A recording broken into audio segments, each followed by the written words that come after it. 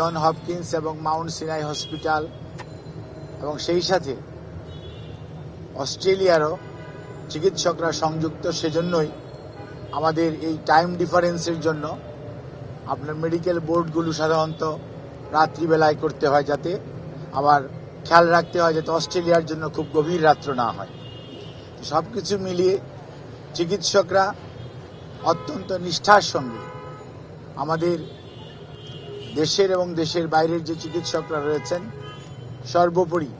দেশনেত্রী বেগম খালেদা জিয়ার নিকট আত্মীয়, বিশেষ করে ওনার পুত্রবধূ ডক্টর জুবাইদা রহমান, উনি সার্বক্ষণিকভাবে ওনার চিকিৎসার ব্যাপারে তদারকি করছেন এবং ওনার ছোট ছেলের বউ অর্থাৎ মরহুম আরাফাত রহমান কুকুর সহধর্মিণী সৈয়দা শামেলা রহমান এবং শামীম ইস্কান্দার ওনার ম্যাডামের বোন সহ সকলেই এই চিকিৎসার ব্যাপারে সার্বক্ষণিকভাবে দলের বাইরেও ওনারা এটার ব্যাপারে সব সময় যোগাযোগ রক্ষা করে চলেছেন। দলের মহাসচিব সহ জাতীয় স্থায়ী কমিটি এবং সর্বোচ্চ পর্যায়ের সকল পর্যায়ের নেতাকর্মীদের বাইরেও বাংলাদেশের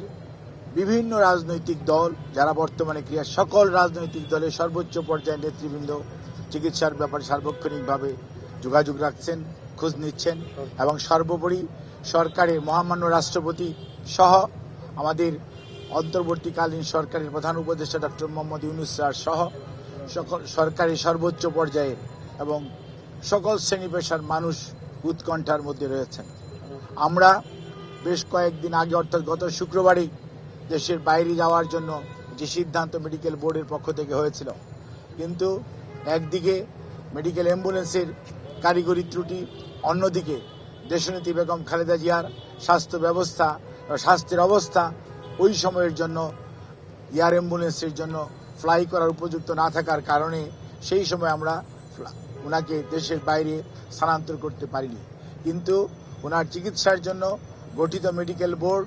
তারা দেশ এবং দেশের বাইরে থেকে সার্বক্ষণিকভাবে এই যাতে ওনার স্বাস্থ্যের উন্নতি হয় সেজন্যই ওনারা ওনাদের পরামর্শ দিয়েছেন এবং আমাদের মেডিকেল বোর্ডের সদস্যরা যারা এখানে আছেন তারা সবাই সেইটি বাস্তবায়নের জন্য সবসময় চেষ্টা করছেন এবং সেই লক্ষ্যেই আমরা এগিয়ে যাচ্ছি যাতে সর্বোত্তম সেবা ওনার জন্য নিশ্চিত করা যায় এবং পৃথিবীর মধ্যে যাতে